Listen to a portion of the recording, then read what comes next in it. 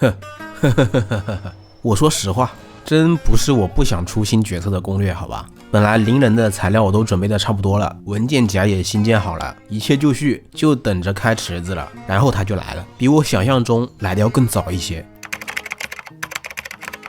在775命的时候，其实我就暗暗的下定了决心，等你满命了，我就吹起你的攻略。没想到他居然是这么的迫不及待。你们看看这满命的效果，可以复活所有已死亡的队友，整个提瓦特除了他之外，没有任何人可以做到，神迹啊！但是我用不到啊。大家好，我是思凡。不得不说的是，77是一名存在感很低的角色，当然除了抽卡的时候，低到我怀疑策划甚至已经忘了他的存在了。现在的各种队伍搭配里，77几乎是上不了场的，甚至要和4星角色抢饭碗，还抢不过。其实造成这种原因的很大一部分在于，早期角色的一些命座、突破加成等这些设计的都很不合理。有的角色明明是盾奶，但突破加的是元素伤害；有的角色是挂后台的，但命座却给了他设计了战场的效果。这点在77身上尤为明显。仔细看77的命座，就会发现他更像是一名设计出来打高难联机本的角色，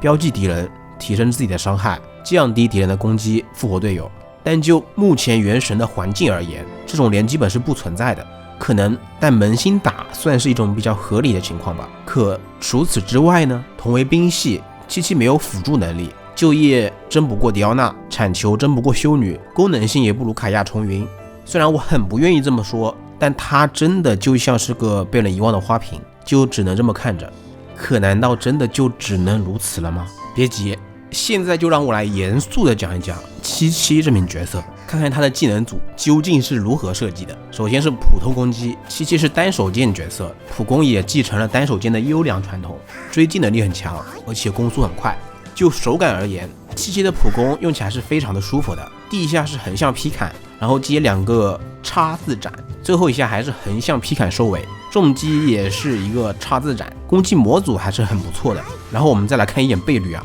非常感人，即便是重击也是处于一个很一般的水平。很明显策划是在告诉我们，77他不是依靠普攻输出的角色，我们得看他的奶量。那好，我们就来看看77的元素战技仙法、寒病鬼差，一共有3种效果。第一种，当77的普攻重击命中敌人时，会为自己及队伍中的角色恢复生命值，这个命中治疗量就是该生命值回复的倍率大小。第二种效果，每隔一段时间为当前场上的角色恢复生命值，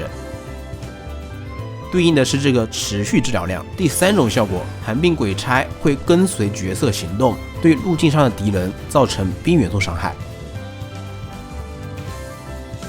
所谓寒病鬼差，就是角色身边的这个小东西，每隔一段时间就会转2圈。需要注意，第2种和第3种效果之间是完全没有联系的，不是说寒病鬼差每转1圈我们就恢复1次生命值啊，完全不是这样。这个恢复生命值的效果是每隔5秒生效1次，释放技能时立即生效1次，之后每5秒生效1次，共计4次。而寒病鬼差就单纯是个伤害型技能，它是每隔3秒左右转2圈，15秒的技能持续时间里一共转5乘以2圈，附着的话一共是5次，每次转圈的第一下可以挂冰。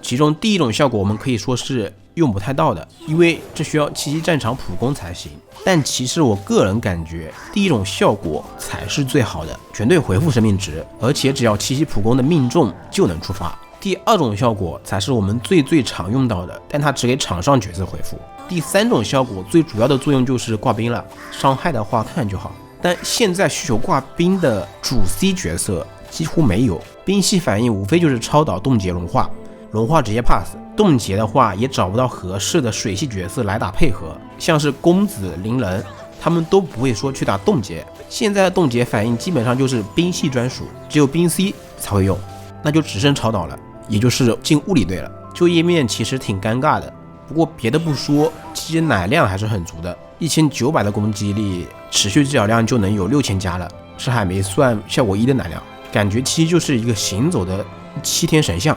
配合上寒冷套，让77战场普攻的话，我们可以做到一炸28000加。不过不知道是不是因为策划觉得奶量给的太多了，77的战绩冷却足足有30秒，这战绩真的有这么 bug 吗？我觉得完全不至于啊，这早期的五行设计是否有点过于保守了？77的大招仙法救苦渡恶，77会对附近的敌人造成一次冰伤，并标记他们，对被标记的敌人造成伤害的话，造成伤害的那名角色就会恢复生命值，普攻、战技、大招等都可以。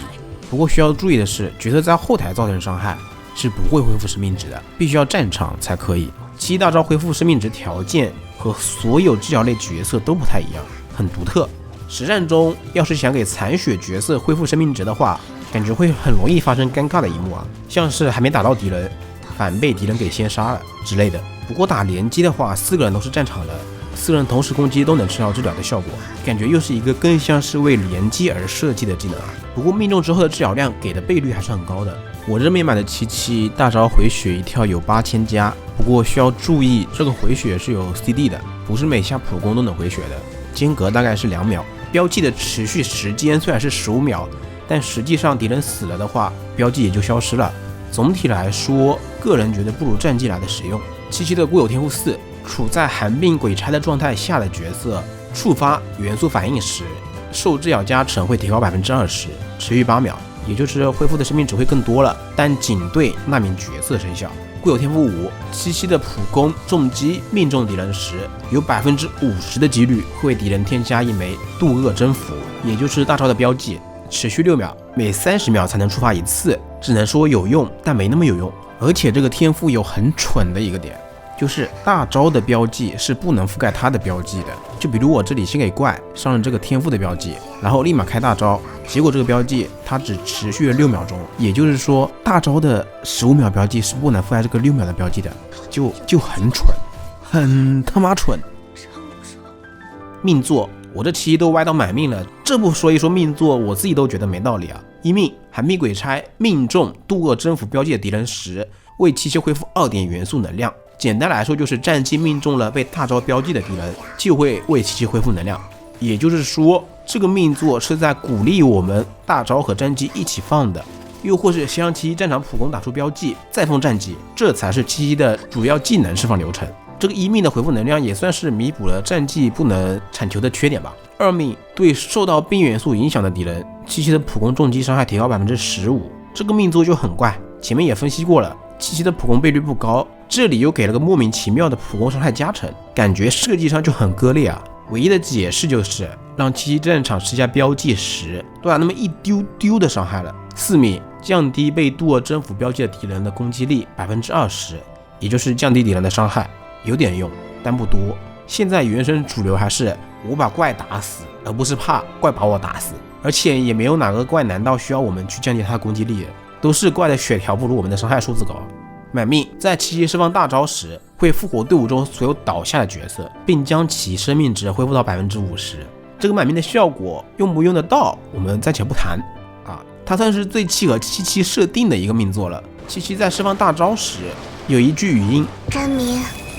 渡恶真君，但其实这句话还有后半句，真名救苦渡恶真君，起死回孩童子。而现在的77是并不能记起这句话的，因为僵尸的记忆力不好。但满命的77可以，因为它是满状态的，就很合理。那么以上就是77的技能模组了，不知道大家看完之后有什么感受啊？我先来吧。77的奶量很高，这点没得说，但除此之外的优点很少。战绩挂兵算一个，但前面也说了，现在需求挂兵的角色几乎没有，只有打超导的物理队尤拉和雷泽。雷泽几乎完美适配，但本身是4星角色，上限摆在那里。尤拉的话可以更容易触发双兵共鸣，能用，但算不上最佳的盾奶人选。至于具体的就业，还是放在队伍搭配环节讲吧。先说了77的圣遗物武器选择，因为77的奶量是看攻击力的高低的，所以选择武器时可以尽量挑高白值的武器，也就是攻击力高的。其次，77大招是80能量，充能还是很重要的。而且77的战绩本身好像是不产球的，如果我没有观察错的话。副条是充能的武器也可以选择，两者都能满足的当然是最好的。祭礼剑很适合77，因为77的战期冷却时间很长，祭礼剑正好可以弥补这点。但祭礼剑的白值很低，所以奶量上必然会打折扣，而且祭礼剑的效果在后台是不能触发的，这点很重要。具体武器5星像是飞鹰剑、天空之刃等都能选，4星推荐祭礼剑、辅职之剑、天幕银打刀等。剩余物可选的有2套，一套是海缆，一套是千岩。海缆是最适合77的，本身也是提高奶量的，而且也能把多余的奶量转换成伤害。千岩则完全是因为77的战绩是持续性的，可以一直拥有 20% 的攻击力加成效果，但我个人认为这 20% 的攻击力是不如海缆的伤害的。要我自己选，我也会选择海缆。各部位选择的话，杀肉、攻击力和充能都可以，看你武器的副词条是什么，互补一下即可。杯子选择攻击力，头部治疗最佳，攻击力也行，副词条优先攻击力、充能和双爆。队伍搭配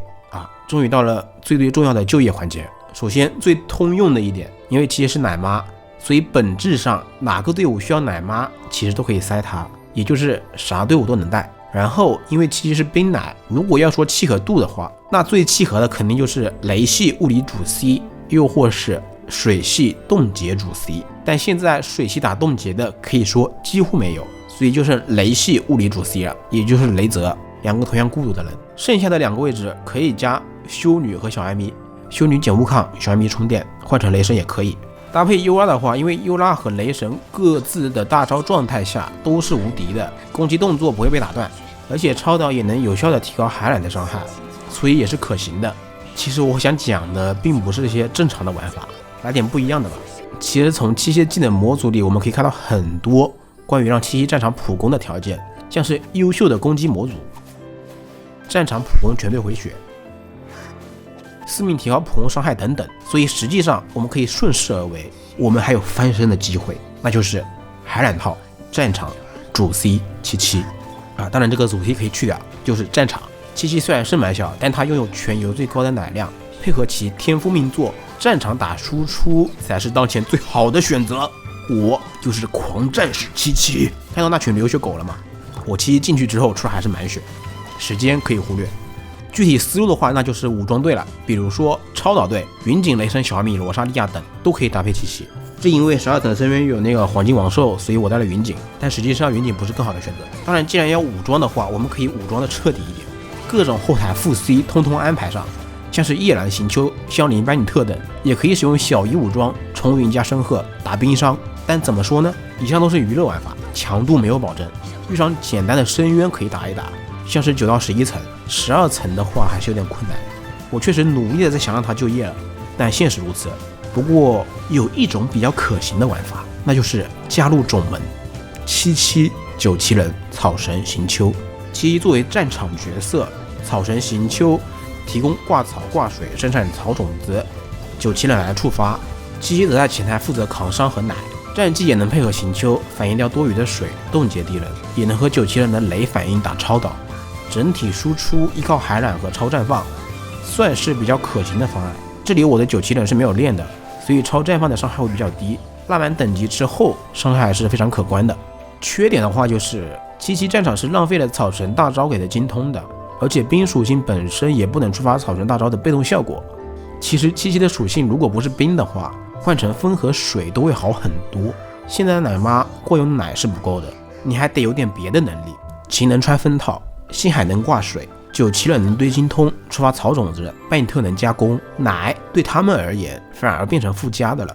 只可惜我们换不得。77的神之眼是在他生前最后一刻获得的，之所以是冰系，是因为77在生前最后一刻的愿望是他想要停住岁月，想要回到好好活着的时候，对死亡的恐惧，对生存的渴望，对亲人的思念，这一切凝聚成了冰的图案。所以77的神之眼是冰系的。77的背景故事算是我见过的原神里最感人的了。77永远停留在逝去那年的外表，记忆力不好，所以随身携带笔记，如果不持续强化印象，3天就会完全忘记一个人。因为是僵尸，所以身体僵硬，需要每天都做柔软体操。僵尸需要听从唤醒他的人的敕令才能够行动，但77其实从未被唤醒过，所以他是自己给自己下敕令的。77的死其实完全是一场意外，她只是一名普通的采药姑娘，却误入了一场仙魔大战。但该怎么说呢？可能命运就是如此捉弄人吧。77的专属料理也是充满了策划的恶意，没有未来菜。但我希望有一天会有某个人会把气息唤醒，未来还是要充满希望的好。那么以上就是本期视频的全部内容了，如果有帮助到你，还请别忘了点个赞支持一下 UP主。我是思凡，我们下期再见吧。